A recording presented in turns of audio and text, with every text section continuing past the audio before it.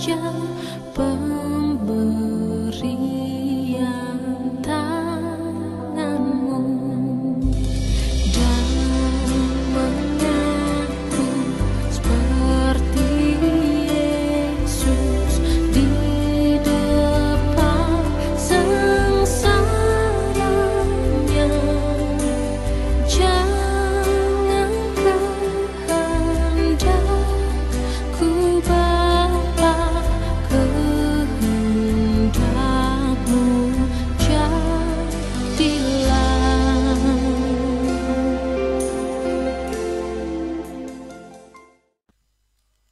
Selamat malam Bapak Ibu, Saudara-saudara dan Shalom, secara khusus warga jemaat yang ada di wilayah 4 Kriya Toraja.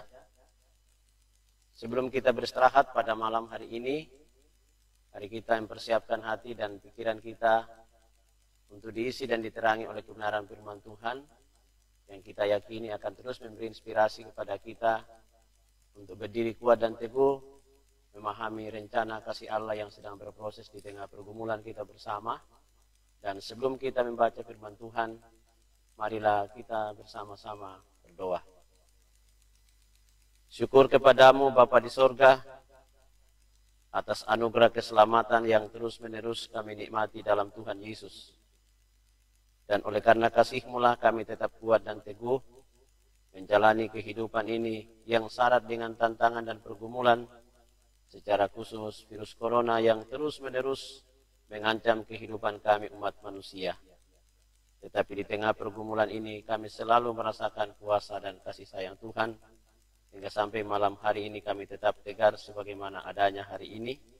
Dan sebelum kami beristirahat, kami akan bersama membaca dan merenungkan firman-Mu. Tolonglah kami ya Roh Kudus untuk mengerti kehendak-Mu melalui firman ini, dan seterusnya kami lakukan sepanjang kehidupan ini. Berfirmanlah, kami sedia mendengar, dalam nama Yesus firman yang hidup. Amin. Bagian firman Tuhan yang akan saya baca dan kita dengarkan bersama Bapak dan Ibu saudara-saudara di mana saja berada pada malam hari ini. Saya pilih dari Injil Matius pada pasal yang ke-7, ayatnya yang ke-7 sampai ayat yang ke-11. Lembaga Alkitab Indonesia memberikan judul Hal Pengabulan Doa. Mintalah, maka akan diberikan kepadamu. Carilah, maka kamu akan mendapat. Ketuklah, maka pintu akan dibukakan bagimu. Karena setiap orang yang meminta, menerima. Dan setiap orang yang mencari, mendapat. Dan setiap orang yang mengetuk, baginya pintu dibukakan. Adakah seorang daripadamu yang memberi batu kepada anaknya jika ia meminta roti? Atau memberi ular jika ia meminta ikan? Jadi jika kamu yang jahat tahu memberi pemberian yang baik kepada anak-anakmu, apalagi Bapamu yang di surga, ia akan memberikan yang baik kepada mereka yang meminta kepadanya. Demikian sabda Tuhan. Yang mendengarnya dan melakukan disebut orang berbahagia. Bapak dan Ibu, saudara-saudara sedang jemaat yang dikasih dalam Tuhan, dari bagian Alkitab yang baru saja kita baca, kita dengarkan bersama, saya akan mengajak kita merenungkannya, jawaban doa. Jadi hari ini Bapak dan Ibu saudara kita akan belajar mengerti bagaimana cara Tuhan menjawab doa kita. Bapak dan Ibu saudara-saudara yang dikasih dalam Tuhan, pernahkah kita merasa doa kita tidak dijawab? Atau pernahkah kita merasa bahwa doa kita itu ditolak Tuhan? Bapak dan Ibu saudara-saudara, seringkali kita berkata doaku tidak dijawab Tuhan. Tetapi sesungguhnya kalau kita ditanya jawaban doa itu ada berapa Bapak Ibu? Adakah kita sadar bahwa jawaban doa itu ada 3? Pertama ialah ya, tunggu dan tidak. Itu berarti doa kita itu selalu terjawab. Tapi kadangkala tidak terkabul sesuai dengan keinginan kita. Makanya perhatikan Bapak Ibu Saudara, Injil Matius pasal 7 ayat 7 sampai 11, perikopnya itu mengatakan hal pengabulan doa. itu berarti bahwa doa kita itu selalu terjawab. Tetapi seringkali tidak terkabul sesuai dengan apa yang kita minta. Pertanyaannya adalah bagaimana mengerti jawaban-jawaban doa yang hadir dalam kehidupan kita. Saya percaya Bapak dan Ibu, saudara-saudara, di tengah pergumulan yang sedang kita alami bersama sampai pada malam hari ini, mungkin saja ada di antara Bapak dan Ibu saudara mengatakan, Tuhan tidak menjawab doa kita. Sampai kapankah Tuhan menjawab doa kita? Tapi sesungguhnya Bapak dan Ibu saudara, Tuhan menjawab doa kita, tetapi jawabannya berbeda dengan apa yang kita minta. Kita minta corona segera berakhir, tetapi itu tidak kunjung berakhir sampai pada malam hari ini. Nah kalau begitu bagaimana caranya mengerti jawaban doa kita? Yuk mari kita perhatikan bagian Alkitab yang baru saja kita baca tadi. Yesus kemudian memberi penjelasan kepada muridnya, ada 3 kata kerja berkaitan dengan doa. Pertama adalah minta maka diberi. Yang kedua, cari maka dapat. Yang ketiga, ketuk pintu maka pintu akan dibukakan bagimu. Saudara, ada apa dengan kata yang dimaksudkan Tuhan Yesus minta maka diberi? Sesungguhnya disinilah doa kita. Karena sesungguhnya Bapak dan Ibu saudara, dalam doa itu ada 3 unsur penting, yaitu pertama puji-pujian, yang dalam doa Bapa kami itu disebut Bapa kami yang di surga, dikuduskanlah namamu, datanglah kerajaanmu, dan seterusnya. Lalu yang kedua adalah permohonan atau permintaan. Di situ dikatakan, berikanlah makanan kami yang secukupnya. Dan yang ketiga adalah pengampunan. Dalam doa kami pada kalimat terakhir mengatakan, ampunilah kami seperti mengampuni orang yang bersalah kepada kami. Itu berarti satu hal yang ditekankan Yesus, bahwa begitu pentingnya meminta kepada Tuhan. Begitu pentingnya kita bermohon kepada Tuhan. Tetapi tidak serta-merta kita hanya bermohon dan meminta. Tuhan memberi petunjuk kepada kita, carilah. Kata carilah ini menunjuk kepada usaha dan kerja keras. Bagaimana berupaya semaksimal mungkin untuk kemudian apa yang kita usahakan itu yang diberkati Tuhan. Seringkali saya katakan kepada anak-anak muda, bagaimana caramu berdoa kepada Tuhan jikalau engkau tidak belajar dan semester lalu kau berdoa. Saya percaya tidak akan mungkin kau berdoa kalau bisa Tuhan dosenku mengantuk dan saya ambil pekerjaannya temanku lalu kemudian saya contek. Doa itu tidak akan pernah dikabulkan oleh Tuhan. Nah karena itu saudara-saudara, salah satu hal yang amat penting berkaitan dengan jawaban doa kita adalah mencari. Mencari itu artinya berusaha. Tetapi jangan lupa ada hal yang kedua, yang ketiga yaitu ketuk. Kata ketuk itu saudara adalah menunjuk kepada kesabaran menunggu. Saudara bisa bayangkan kalau datang bertamu, itu tuan rumah ada di dapur lalu kemudian saudara ketuk pintu di depan. Pasti saja kalau 1 atau 2 kali saudara ketuk pintu itu tidak akan dengaran sampai ke belakang. Tapi kalau saudara ketuk pintu itu mungkin sampai tangan kita bengkak akan muncul itu tuan rumah. Saudara-saudara kan banyak orang tidak sabar menunggu ketika ia mengetuk pintu dan kemudian ia tidak ketemu dengan Tuhan. Nah karena itu berkaitan dengan jawaban doa Bapak dan Ibu saudara-saudara, kita diajak belajar memahami interaksi kita dengan Tuhan.